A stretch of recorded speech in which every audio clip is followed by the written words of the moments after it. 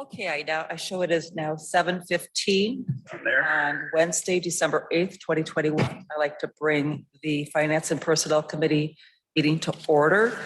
Roll call, Alder Smith. Present. Alder Olson. Present. Alder Wolf is also present. Please also note in attendance is Sabrina Steger, Eric Rindfleisch, our mayor, Mayor Kim Smith, Jared Holter, Dan Wick, Les Noren, Troy Goody, Amy Franson, Second District Alder Dan Stevens. I also see online Joanne Marcon, and I think that is everyone. So number 2, consideration and action on minutes from the previous meeting. Please note we are approving the minutes from the F&P 2 meeting and also last month's F&P meeting. I'll make a motion to approve both. Second. Motion by Alder Smith, second by Alder Olson to approve both sets of meeting minutes. Discussion. Hearing none, all those in favor of said motion say aye. Aye. Those opposed, motion carries unanimously. Item 3, public input limited to 3 minutes per individual. If there is anyone in the audience who would like to give public input at this time, please do so. Please state your first and last name and your home address, and you have 3 minutes. And also for the record, I see that Chief Ashbeck is also logging on at this moment. I can call for public input. Third and final call. I'll close that portion of the agenda, move on to the printed agenda. Consideration and possible action on the following items. Finance, number 4, October 2021, Omni Center financials. Sabrina. So in your packets tonight, you have the October 2021 Omni Center financials. First, it starts with the balance sheet, and then you'll see the budget report. For the budget report in regards to revenue, we have 33.79% remaining budget to actual for this year. As for our expenses, the percent remaining budget to actual is 31%.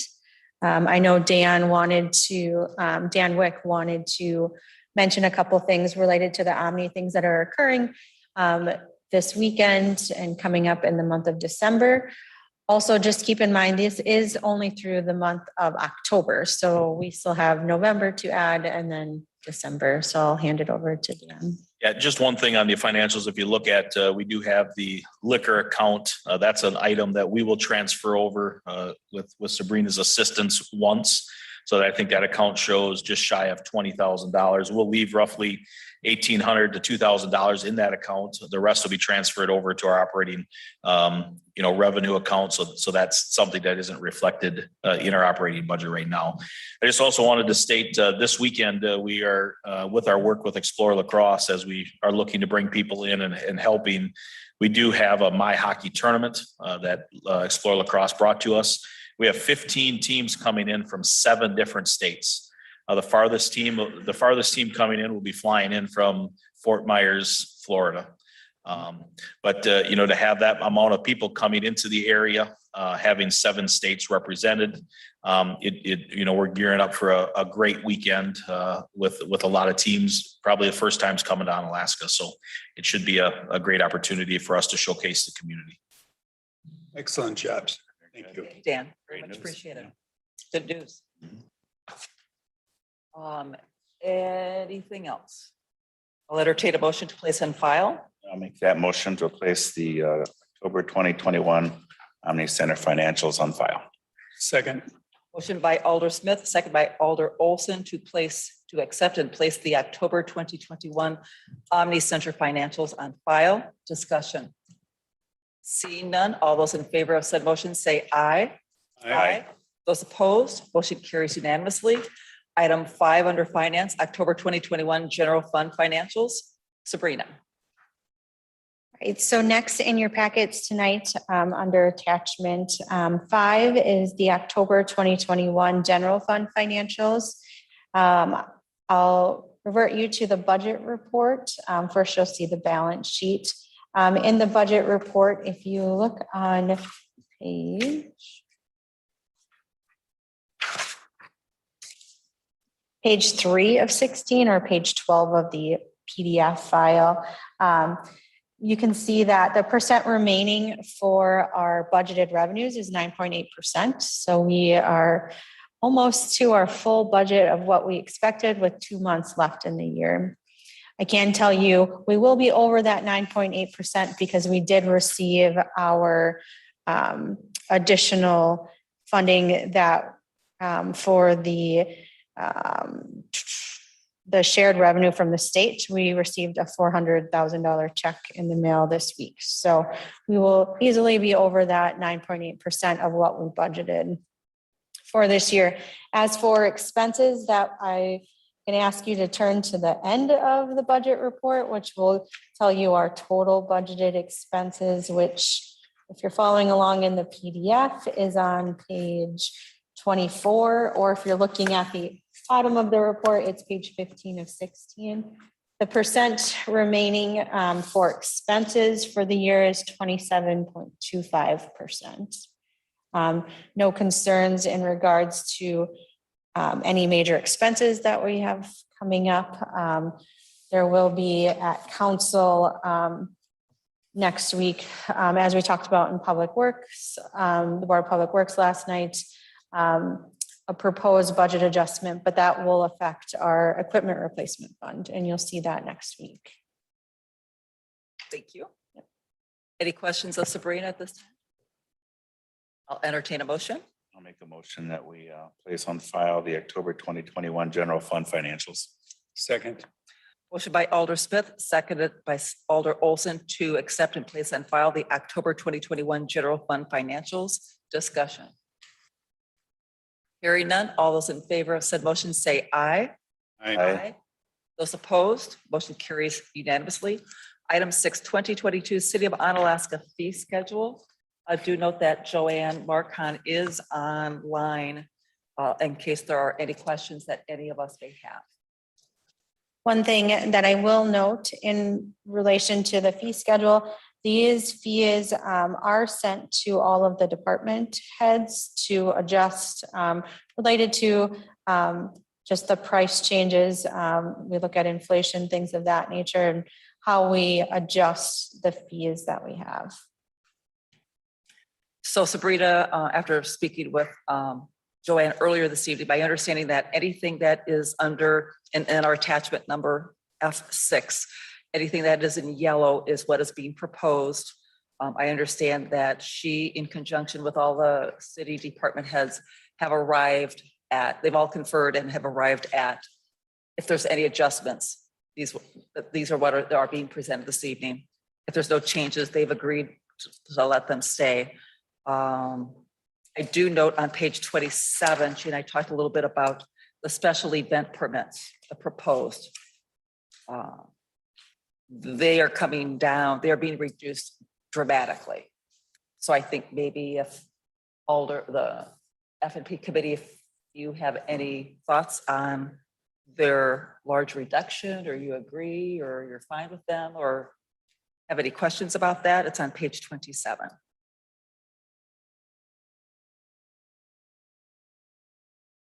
I do know that I talked with Joanne a little bit further about if there are extraordinary services that are expended that are necessary for special events, it'll be up to the department heads to go ahead and bill accordingly for those extra events. So.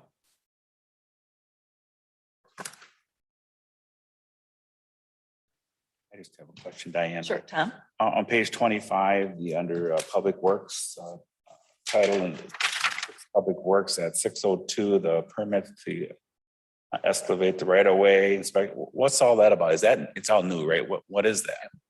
So as you know, we had a street opening permit. So what we would have is if someone had to excavate within our right of way, we use the street opening permit. With the impending construction, proposed construction, we've had vendors coming in proposing that they install new fiber projects within the city. So we wanted to get our permitting aligned with that. We did not have our permitting where we've ever had a full scale citywide installation, and our permitting wasn't ready for that. So we are actually removing the street opening permit. and now having a permit to excavate in the right of way. So that could be in the street, that could be in the terrace, that could be under the sidewalk, could be any public right of way. So we're still charging the $30 for the permit, but now we're charging 10 cents for each additional foot after the first 100. So if we have a small project, it'll still be the $30 permit, but if we have a large project, it'll be 10 cents per foot. Now, and I would point out as clarification too, that's to excavate in the right of way. So if they're hanging an aerial cable on poles, then it would just be the street or the excavation permit in the right of way if they're actually digging to put something in. If they're hanging on their own poles in the right of way, then there would be no permit for it. Also, as part of that, we added the next two items, which would be inspections and re-inspections. So right now, as part of the $30 permit, we go out and ensure that all of the facilities, their city facilities, the yards are taken care of, the street is patched, things like that. So right now we're doing that as part of the $30 permit. So, I mean, if you look at our hourly rates, you can't pay for hardly half an hour of someone's time to go out and do that. So that's where we got those costs from. And we're also adding the registration for the contractors. So we actually, by adding the registration for the contractors, we can have them registered with the city so we can ensure that we're hopefully going to get a quality product once we're done. So those are all things that we've added, and that will be for all utilities or any excavation right away, whether it's a plumber putting in a new lateral for a homeowner, or XL Energy putting in a new gas main, or fiber providers. So that's probably a pretty large change in the fee schedule that we had there. That's kind of a brand new item. So if you have any questions, I'd be happy to answer them. That was my question, is who are we charging? But it sounds like it could be lots of various Correct. people that are actually initiating it. Correct. Okay, So much, Jared. Much appreciated. thanks, Jared. So what are the wishes of the committee?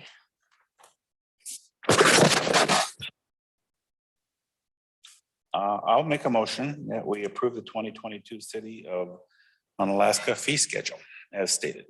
Second. Motion by Alder Smith, second by Alder Olson to approve the 2022 City of Onalaska fee schedule as per our packet this evening. Discussion. Hearing none, all those in favor of said motion say aye. Aye. Those opposed, motion carries unanimously. Under Personnel, number 1, recruitment update from Human Resource Manager Amy Franson. Welcome, Amy. Evening. So with the information that was provided, you can see that we've had 0 hires for regular employees in the month of November.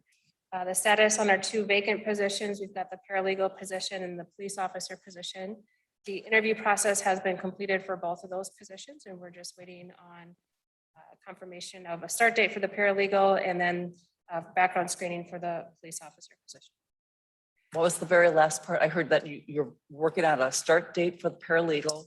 Correct. And then also the background process has been initiated for the police officer position. Since that report came out, we also have started the process for the assistant police chief position as well. We are planning on a tentative retirement in March for our current assistant chief. And so that process has also been initiated. Did you have a date? You said March. I didn't hear. Did you have a date? I just heard March something. We've got a tentative date of March 18th. March 18th. Thank you. Okay, great. Any questions? Thank you so much. Thank you. Pretty soon you won't even have a sheet. Appreciate all your work on this. Anything else you'd like to add? Okay, any questions for Amy? Great, thank you as always. Thank you, Amy. And item 2, policy updates, 7.01 leave of absence, non-FMLA policy update in our packet. Motion to approve. A second. Motion by Alder Olson, second by Alder Smith to approve 7.01 leave of absence, a non-FMLA policy update. Discussion. And Amy, I'll leave it up to you in case there's anything that you want to jump in on, but I won't call on you unless you want to come up. So I'll leave that up to you. Eric, did you have your hand up? Yes. Yes. the FMLA, excuse me, the leave of absence policy really is clerical. We're shortening up quite a bit. That's on there. You notice that there's a lot of strike through policy there. Things that would be covered under FMLA and the requirements that FMLA has upon us. You don't necessarily be caught with being non-compliant with the statuses there. The big thing that is added with on the very top of that is the ability for the administrator to grant a leave without pay not to exceed 80 hours in a calendar year. Anything beyond the 80 hours must go to common council if someone needs to. Because the question then is, how long can a position be vacant before we need to look at other options? But cannot exceed 90 days in any case for that. Again, leave of absence are generally rare, but keep in mind, we do not have for next year the ER 80 leave that we've been utilizing for leave time. That would be in alignment, though, that anybody does need to take a time away for quarantine purposes. Otherwise, there is available unpaid hours that they may take if they exhaust their other times. So that's the big change there. Any other discussion? Hearing none, all those in favor of said motion to approve 7.01 policy, say aye. Aye. Those opposed, motion carries unanimously. Also under number 2, policy updates, 7.02 FMLA policy update.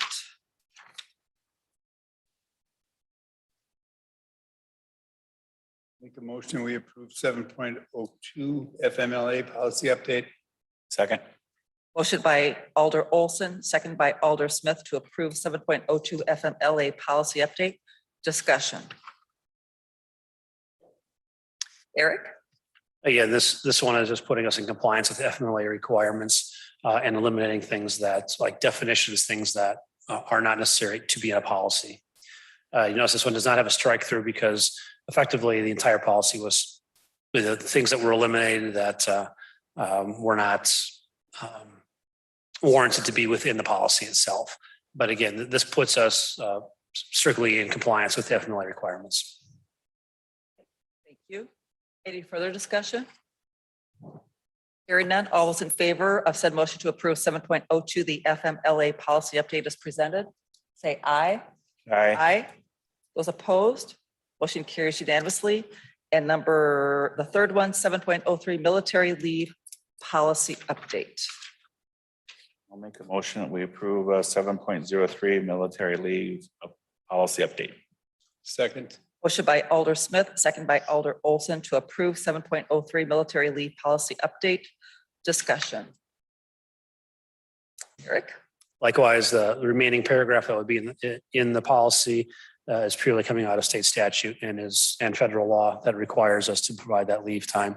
So we're just boiling this one down to the bare minimum and highlighting the fact that we'll follow all requirements again. Great, thank you so much. Any other further discussion? Hearing none, all those in favor of said motion say aye to approve 7.03, say aye. Aye. Aye. Those opposed, motion carries unanimously. Thank you. And third item under personnel, increase hours for the administrative assistant position in the fire department from 20 to 25 hours per week in 2022.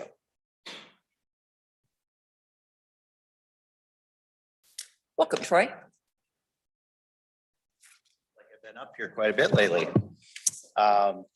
I just wanted first to make sure that you all received your newsletter and your folders within your mailboxes. I tried to get those in early because I know sometimes you're not always there. If there's any questions in that you may have had, you also notice that we included an organizational chart that the fire chief and I, or assistant fire chief, old habits, and I've been working on. I just took some notes down, just a little recap, and then I'll go over some information real quick, and then I'll turn it over to Assistant Chief Noren. With December 31st retirement of my part-time training captain, I am requesting some of the hours saved from this position be reallocated to increase administrative assistant from 20 to 25 hours per week. The assistant fire chief and I have worked on our 2022 staffing plan, which he put into a spreadsheet and will share with this committee. Since going from 40 to 20 hours per week in 2021, it has been challenging for the administrative assistant to stay within that 20 hours to complete the minimum requirements of this position. The majority of the time is spent directing calls, entering data for payroll and time clock plus processing POs and invoices for the fire department and many other critical type duties.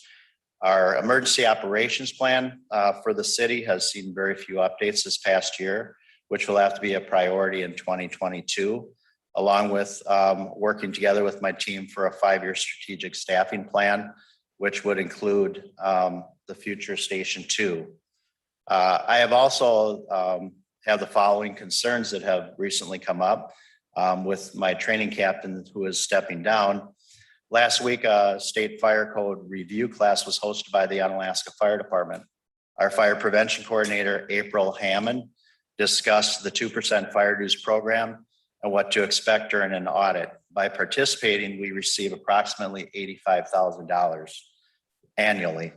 The auditor will look at inspection records, public education programs, how 2% fire dues are being spent, and other data within our fire programs during the audit.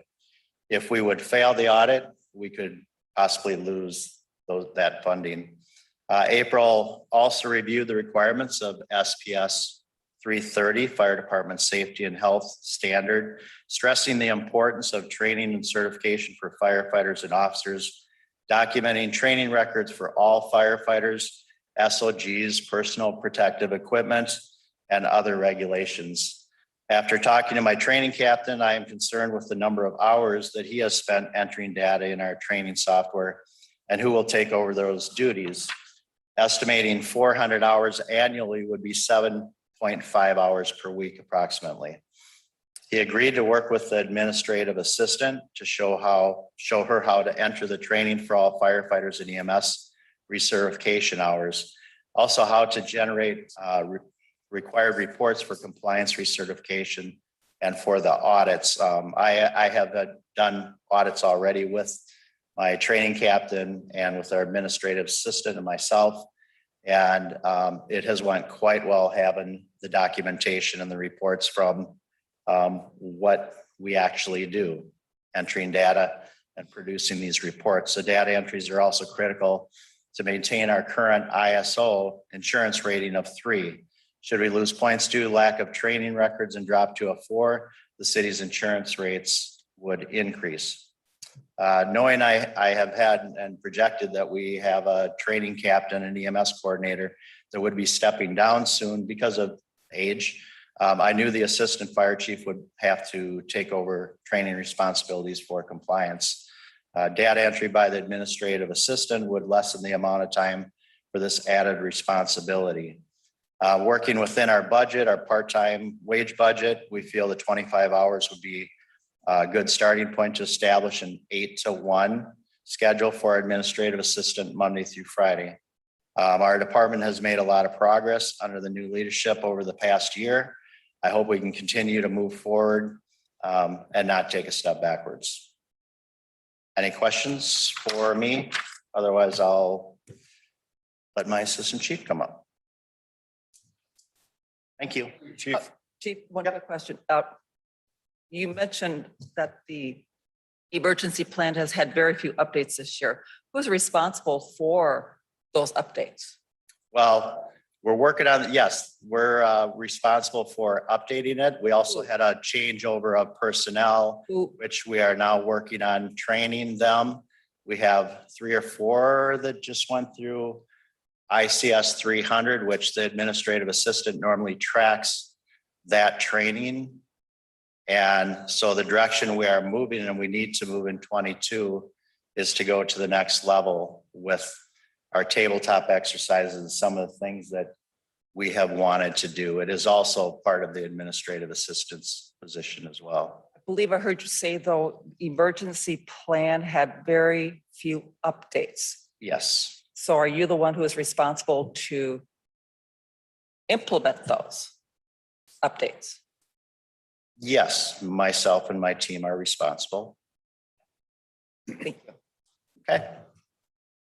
So Chief, a question for you then. Yes. And if you don't. Oh, Yeah. yeah, Tom. So I mean, you were responsible for putting that together, but then your administrative assistant would do the support area, keeping that plan up to Yes, date, what doing the she had- clerical work and all that kind of stuff. Yeah, what she had been doing was she was reaching out to everybody, doing updates on, as you know, we have a changeover in our staffing, getting all of our updates, our emergency management team together. We were there and then we had a changeover in our personnel. It's something that we want to spend more time. We need to spend more time. We have to also make sure that the new employees are trained, which, as I found out the first round, it takes time for the employees to go online and complete these courses. And for the record, I'm very appreciative of the 4 city employees that spent 3 days going through the ICS 300 training. Also, feedback from that class, we would like to look at possibly hosting that for other employees and the area in our city. So these additional 5 hours would be to help coordinate. I mean, part of it would be to help coordinate, making sure the logistics of that it's all being done the right way in the right Well, direction. that's what we're trying to get to. I mean, With these this is a team effort. Like I said, I understand, and when we go from 40 hours to a 20-hour position, we need to start working forward again to get back to have that stability within our department so that we can start doing those types of things that we were doing when that was a 40-hour position. Okay. Anything else? Yep, thanks. Thank you, Chief.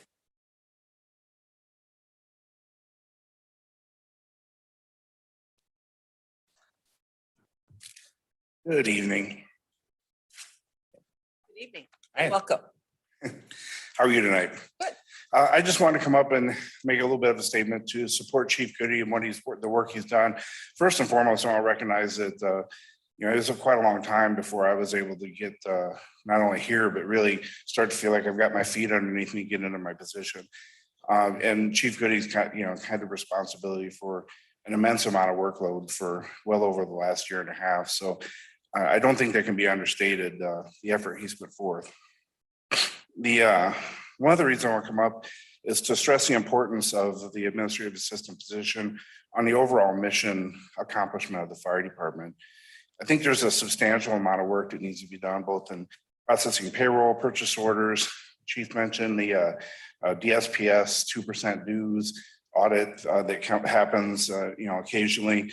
ISO or insurance services offices require an immense amount of record keeping for training and performance data that has to be entered, tracked, maintained, reports generated, and things of that nature.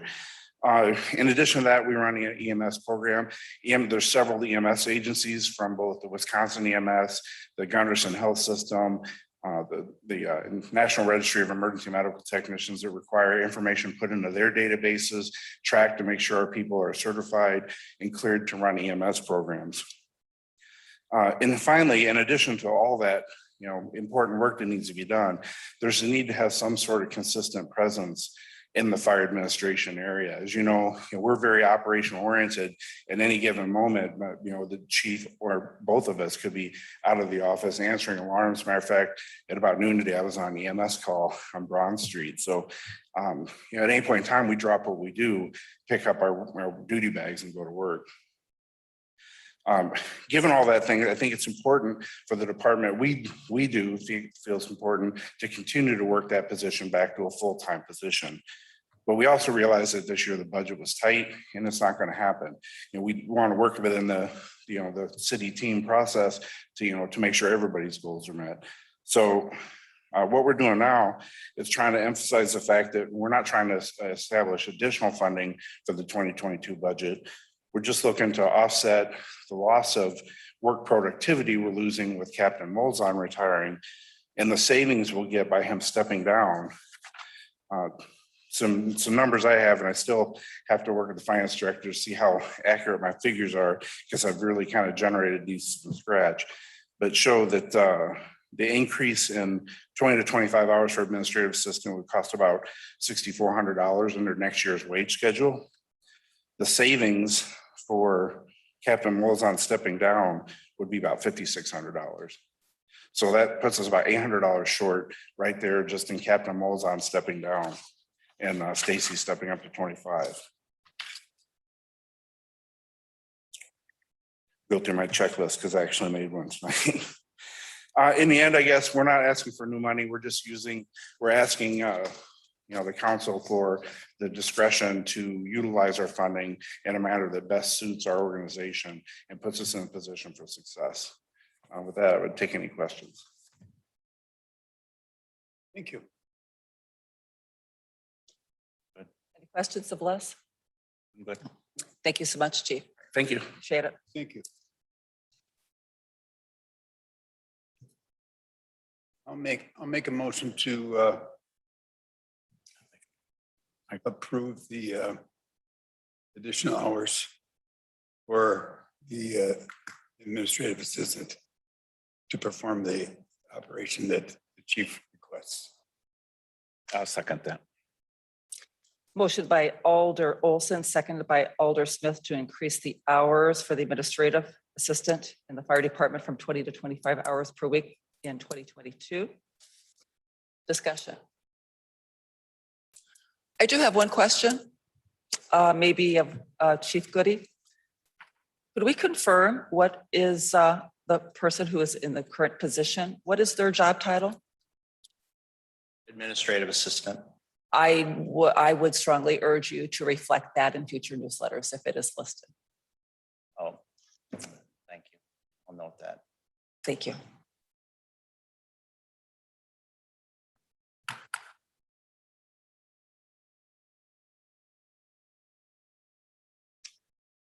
Any further discussion? I will be abstaining from this evening. So all those in favor of said motion say aye. Aye. Those opposed and one abstention. So 2 ayes and Wolf abstains.